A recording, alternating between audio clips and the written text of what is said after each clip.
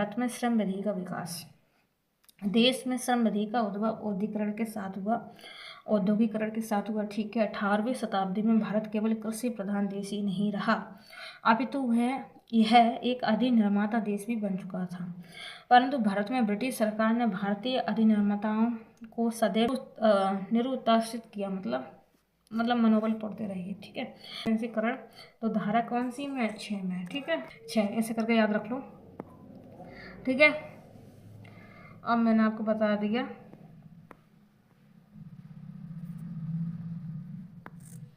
ये सब, मैंने आपको बताना है, इम्पोर्टेंट बता रहे हैं। देखिए, अधिभोगी द्वारा नोटिस का दिया जाना। धारा 7 में अधिभोगी जबकि किसी परिसर को एक कारखाने के रूप में प्रयोग लाने लगे या अधिभोगी के रूप में कार्य करने लगे, इसके कम से कम 15 दिन पूर्व उसे लिखित रूप में मुख्य निरीक्षक के पास निम्नलिखित सूचना भेज देनी चाहिए। ठीक है।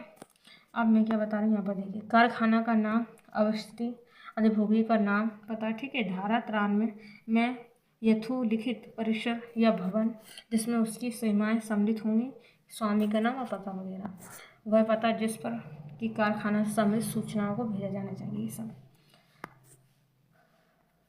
और थोड़ा सा ये बात जान लीजिए, कुल रेटेड हाउस पावर जो कि किसी कारखाने में लगाई गई हो, ये लगाई जानी है जिसमें कि किसी भिन्न स्टैंडर्ड वाइड प्लांट की स्टैंडर्ड हाउस पावर सम्मिलित नहीं हुई। ठीक है। दूसरे के नहीं शामिल हुई, जो है वही। ठीक है। अब देखिए, इस अधिनियम के प्रयोजनों के लिए कारखाने के प्रबंधक का नाम, कारखाने में नियोजित होने वाली संभावित कर्मचारियों की संख्या भी होनी चाहिए। इस अधिनियम के लागू होने की तिथि को, अस्तित्व में रहे कारखाना के प्रकरण में पिछले 12 मास में प्रतिदिन नियोजित कर्मकार और औसत संख्या, ये सब। ठीक है। ऐसे सभी संस्थानों के प्रकरण में जो कि पहली बार इस अधिनियम के इस क्षेत्र सीमा के अंतर्गत आते हैं, इन संस्थानों के अधिभोगी एक लिखित नोटिस इस अधिनियम के लागू होने की तिथि के 30 दिन के भीतर मुख्य निरीक्षक के पास भेजेंगे, जिसमें उपधारा 1 में उल्लिखित सभी विवरण अंकित होंगे। ठीक है। कि किसी ऐसे कारखाने के विनिर्माण कार्य आरंभ करने के पहले जो कि ऐसे विनिर्माण प्रक्रिया में संलग्न है जिसमें कि वर्ष में साधारणतः 180 दिन से कम हुआ है या उससे कम दिन का काम होता है, उनके प्रकरण में अधिभोगी ऐसा काम शुरू होने से कम 30 दिन पूर्व मुख्य निरीक्षक के पास एक लिखित नोटिस भेज सकते हैं। सर, मैंने बता दिया। महत्वपूर्ण प्रावधान देखिए, इस कानून के अंतर्गत अनेक महत्वपूर्ण प्रावधान दिए गए हैं। महत्वपूर्ण प्रावधानों को निम्न अध्यायों में बांटा गया है। देखिए, सबसे पहले स्वास्थ्य संबंधी प्रावधान, ठीक है, सुरक्षा संबंधी प्रावधान, कल्याण संबंधी प्रावधान, कार्यों के घंटों से संबंधित प्रावधान, अल्पव्यय श्रमिकों की नियुक्ति से संबंधित प्रावधान, वार्षिक संवेतन छुट्टी अध्याय, ये सब। ठीक है। आगे देखेंगे स्वास्थ्य संबंधी प्रावधान, कारखाना अधिनियम 1948 के अध्याय 3 में। ठीक है।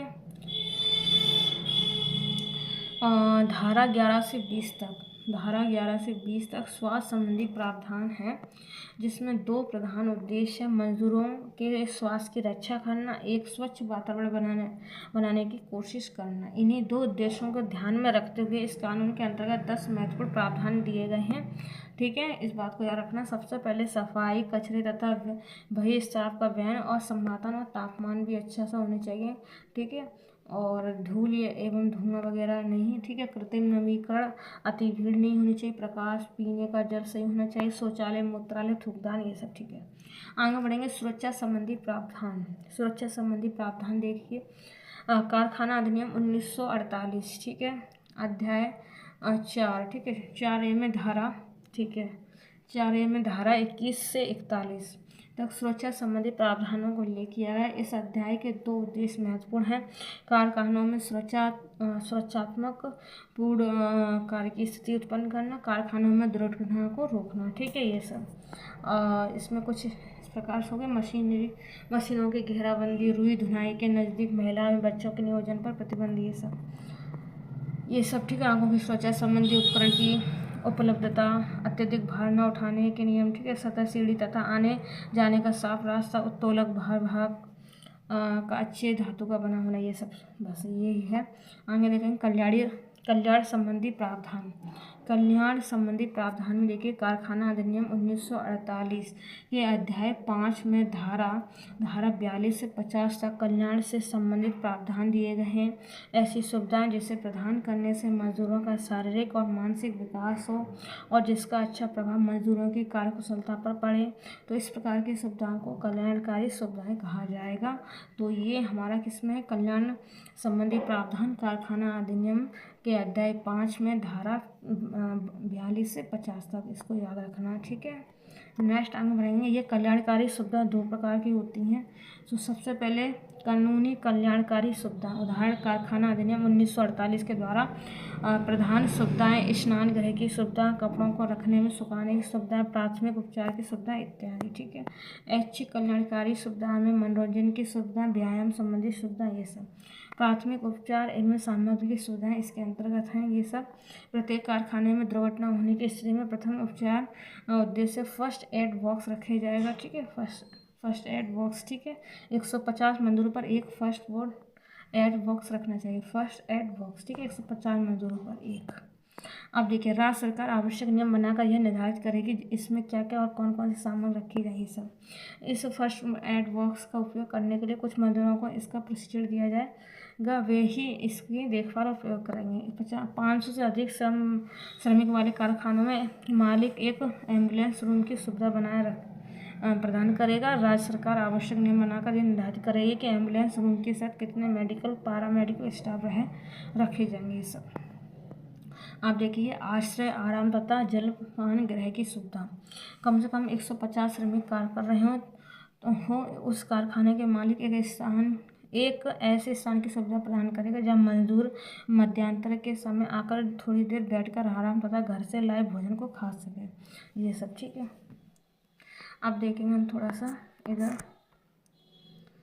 इसको भी देख लें। कैंटीन वगैरह देखिए, ऐसे सभी कारखाने जहां कम से कम 250 श्रमिक कार्य कर रहे हो वहां मालिक एक कैंटीन की सुविधा भी करेगा। खाना अधिनियम 1948 मोस्ट इम्पोर्टेंट देखिए। 19वीं शताब्दी के उत्तरार्ध में भारत में कारखाना उद्योग की तीव्रतर वृद्धि हुई थी। कब? 19वीं शताब्दी के उत्तरार्ध में। प्रथम कारखाना अधिनियम सन 1881 दोस्तों। ठीक है, अब देखिए, में अधिनियमित हुआ। उस समय से बहुत से अवसरों पर यह अधिनियम संशोधित भी किया गया है। सन 1932 में कारखाना अधिनियम में आमूल परिवर्तन किया गया था, 1932 में।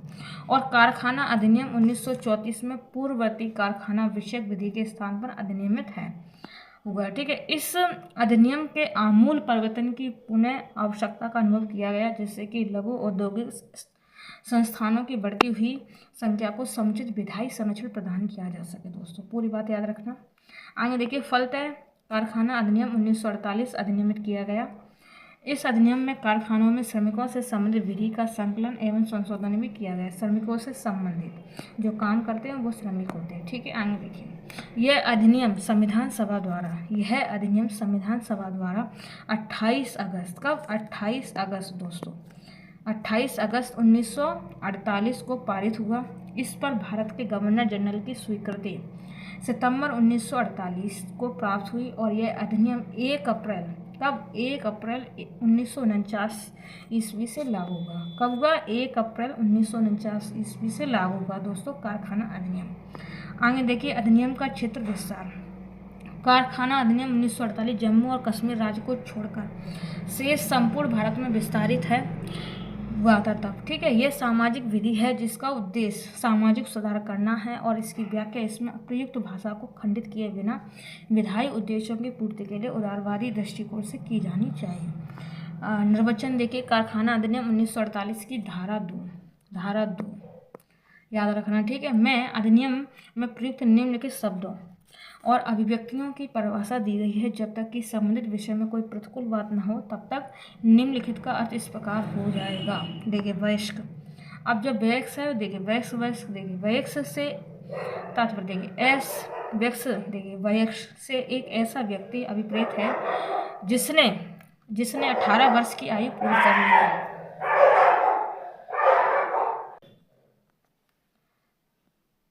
देखिए, वयस्क से ऐसा व्यक्ति अभिप्रेत है जिसने 18 वर्ष की आयु पूरी कर ली हो। किशोर, देखिए किशोर से एक ऐसा व्यक्ति अभिप्रेत है जिसने 15 वर्ष की अवस्था प्राप्त कर ली हो किंतु 18 वर्ष का नहीं हुआ हो। ठीक है।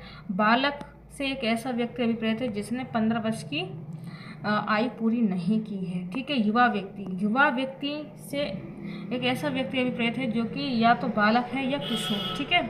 या तो बालक है या किशोर, युवा व्यक्ति माना जाएगा। ठीक है। दिन, दिन से मध्यरात्रि, दिन से तात्पर्य देखिए मध्यरात्रि से आरंभ होने वाले 24 घंटों की अवधि अभिप्रेत है। ठीक है। सप्ताह, सप्ताह से 7 दिनों की ऐसी अवधि अभिप्रेत है जो कि शनिवार की रात्रि में अर्धरात्रि से शुरू होती है। ठीक है। हो या किसी रात्रि के मध्य से आरंभ होती हो, जैसा कि विशिष्ट क्षेत्र में कारखानों के मुख्य निरीक्षक और द्वारा लिखित रूप से अनुमोदित होती है। ठीक है। शक्ति देखिए विद्युत ऊर्जा।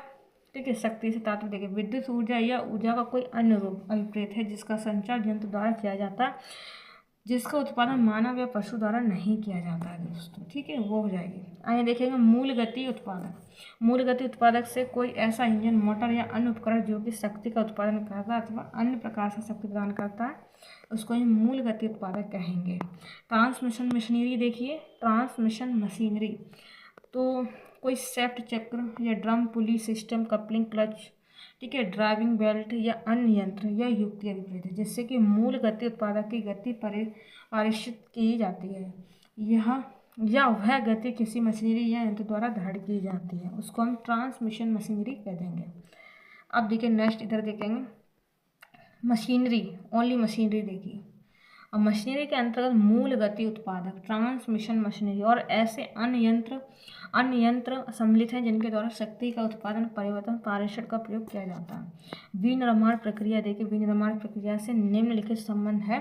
सो देखिए इधर सबसे पहले किसी वस्तु या तत्व को बनाने, पलटने, मरम्मत करने, सजाने, फिनिशिंग, पैकिंग, सीलिंग, धोने, सफाई करने, तोड़कर अलग करने, गिराने या अन्यथा रूप में अनुकूलित करने का काम, जिसका उद्देश्य उस वस्तु या तत्वों को प्रयोग में लाने, विक्रय करने, निर्यात करने, अदायगी करने या विनिर्मित करने का ये सब। ठीक है। तेल या पानी के नाली के बहाव या अन्य वस्तु को पंप करने की प्रक्रिया।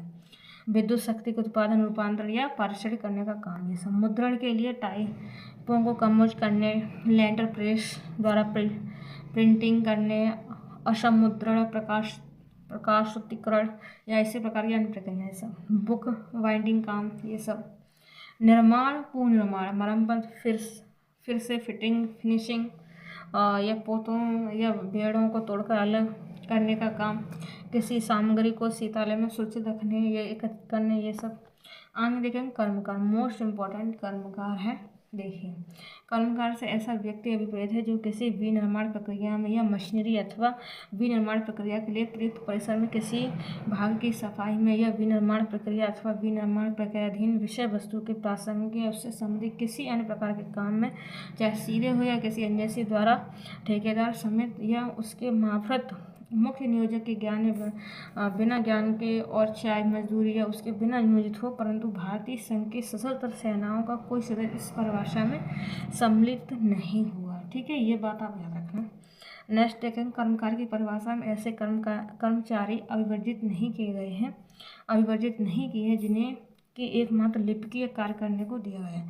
शर्त है कि उन्हें अन्यथा रूप में कर्मकार शब्द की परिभाषा के अंतर्गत आना चाहिए। इस धारा के अंतर्गत किसी व्यक्ति को कर्मकार मानने के संबंध में यह अनिवार्य नहीं है कि वह व्यक्ति मंजूरी ही प्राप्त कर रहा हो।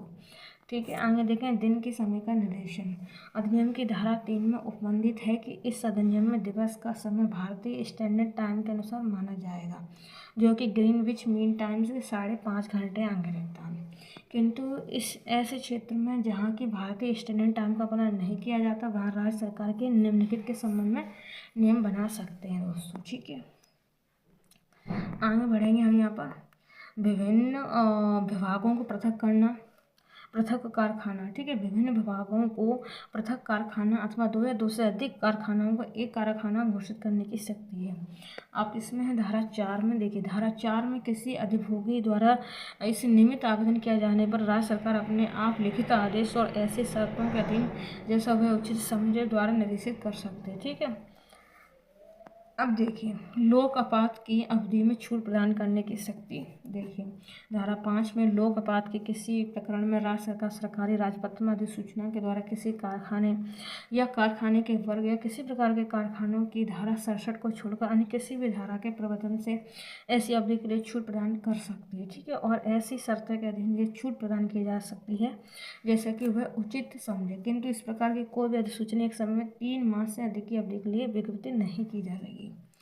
ठीक है, आगे बढ़ेंगे हम यहाँ पर स्पष्टीकरण। देखिए, इस धारा के उद्देश्य हेतु लोक आपात का तात्पर्य एक गंभीर आपात से है जिसके द्वारा भारतवर्ष या उसके किसी हिस्से की सुरक्षा को, चाहे युद्ध हो या बाहरी आक्रमण हो या आंतरिक उथल पुथल के कारण खतरा पैदा हो जाता है इसमें। ठीक है, इस प्रकार से आगे देखेंगे कारखानों का अनुमोदन, लाइसेंसीकरण और रजिस्ट्रेशन।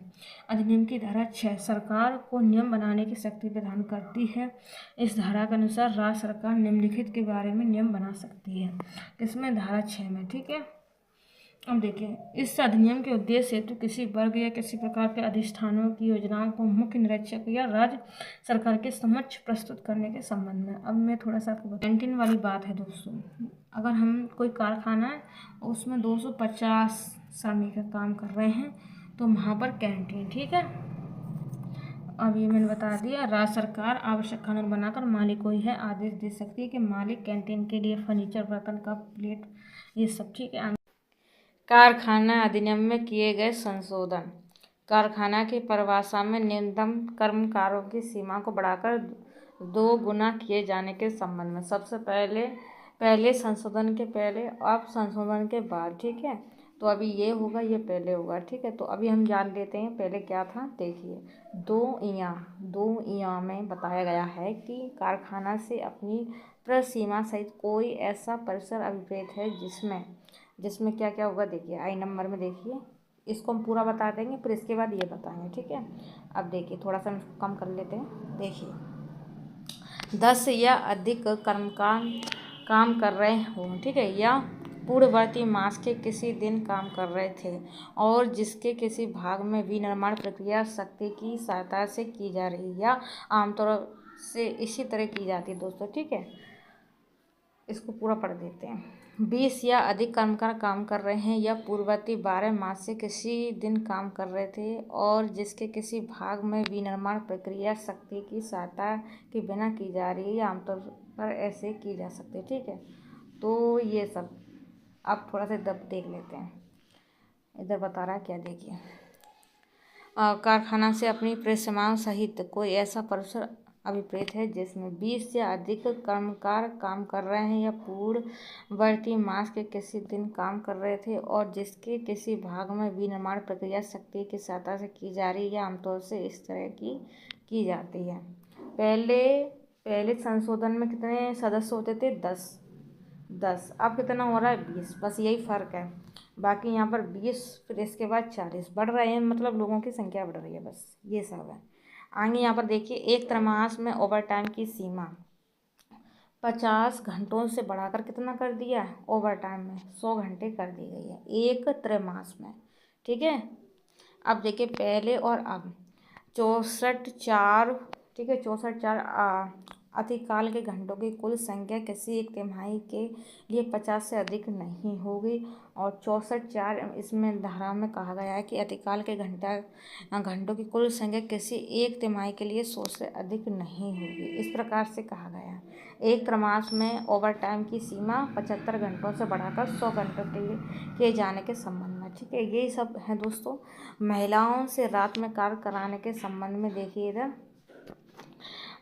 इधर पढ़ देते हैं हम पहले और अब 65/3/4। ठीक है, तो इसमें क्या कहा गया है? किसी कर्मकार को लगातार 7 दिन से अधिक अतिकाल काम कराने के लिए अनुज्ञात नहीं दिया जाएगा और एक तिमाही में अतिकाल काम करने के घंटों की कुल संख्या 75 से अधिक नहीं होगी। और इधर कहा गया 65/3, यही सब धारा है। और किसी भी कर्मकार को लगातार 7 दिन से अधिक अतिकाल काम करने के लिए अनुज्ञात नहीं किया जाएगा, मजबूर नहीं किया जाएगा। ठीक है, और एक तिमाही में अतिकाल काम करने के घंटों की कुल संख्या 100 से अधिक नहीं होगी। ये सब बाकी इधर देखेंगे महिलाओं से रात में कार्य कराने के संबंध में। किसी कारखाना में किसी स्त्री से 6 बजे प्राप्त। ठीक है, और 7 बजे साय के बीच के घंटों के अलावा किसी और समय पर काम करने की अपेक्षा नहीं की जाएगी या उसे काम करने की अनुज्ञा नहीं दी जाएगी। ठीक है, तो 6 या 7 बजे, ठीक है, इतना सब। परंतु राज्य सरकार किसी कारखाने या कारखानों के समूह, वर्ग या प्रकार के कारखानों के बारे में खंड खा में आदि कथित सीमाओं में फेरफार शासकीय राजपत्र में अधिसूचना द्वारा कर सके, किंतु इस प्रकार की ऐसी फेरफार 10 बजे साय और 5 बजे रात के बीच के घंटों में किसी स्त्री के नियोजन को पाणिगत न करेगी। और इधर कहा गया है कि किसी कारखाने में किसी स्त्री से 6 बजे प्राप्त और 7 बजे साय के बीच के घंटों के अलावा किसी और समय पर काम करने की अपेक्षा नहीं की जाएगी या उसे काम करने की अनुज्ञा नहीं दी जाएगी।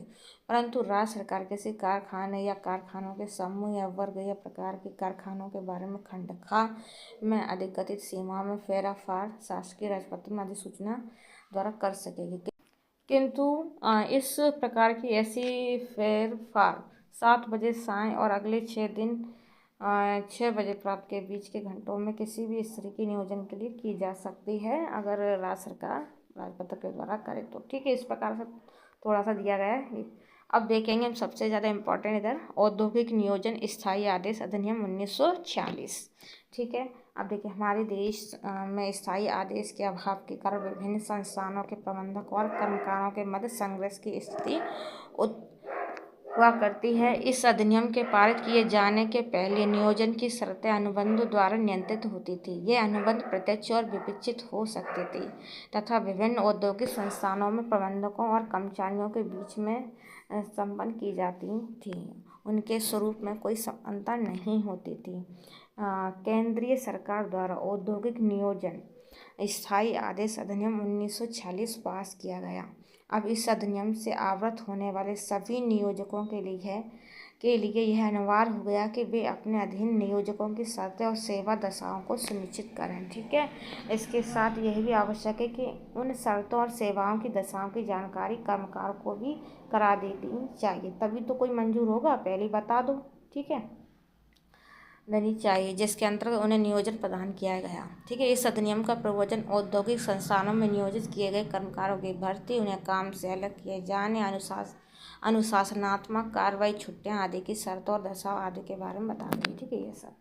अब देखेंगे धारा 1 अधिनियम का प्रवर्तन। देखिए, स्थायी आदेश का उद्देश्य दोनों पक्षकारों को यह स्पष्ट कर देता है कि किन निर्बंधों और शर्तों पर कर्मचारी कार्य करने का समर्पण करें और किन शर्तों पर नियोजक उन्हें कार्य में लगाना चाहते हैं, ये सब। ठीक है, यह अधिनियम अग्रलिखित प्रकार के औद्योगिक संस्थान में लागू होते हैं जो कि जम्मू और कश्मीर राज्य को छोड़कर भारत संघ में कहीं भी स्थित हो। ठीक है, अब देखिए, जिनमें से 100 या अधिक कर्मकारों को नियोजित किया गया है, जिनमें कि पूर्ववर्ती 12 महीनों के किसी भी दिन 100 या अधिक कर्मचारियों को नियोजित किया गया हो। ठीक है, इस अधिनियम का प्रवर्तन निम्नलिखित संस्थानों में नहीं किया जाता है।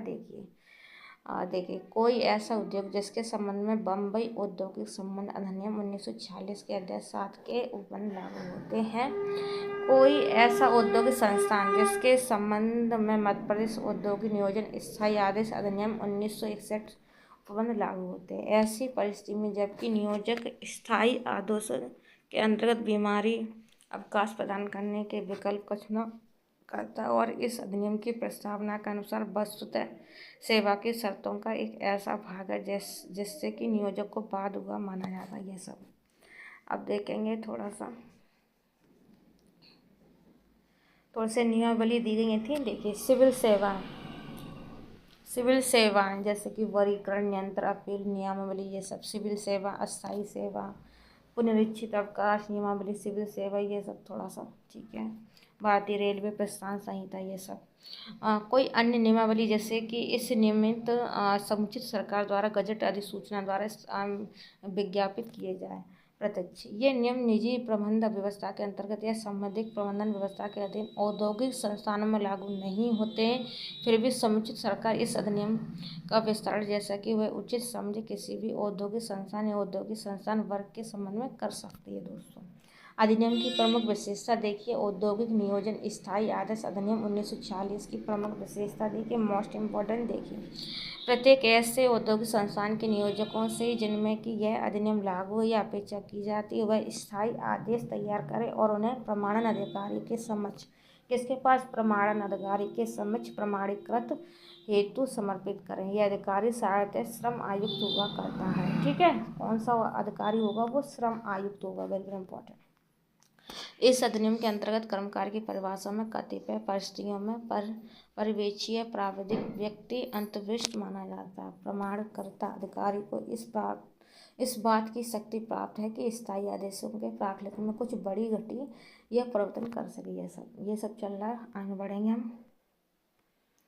ये सब है दोस्तों। आगे देखें, प्रमाणकर्ता अधिकारियों और अपीलीय प्राधिकारियों के इस अधिनियम की धारा 11 के अधीन कतिपय मामलों के संबंध में ऐसी सभी शक्तियाँ प्राप्त होंगी जो कि ऐसे मामलों में एक सिविल न्यायालय को प्राप्त होती हैं। ठीक है, ये वाले में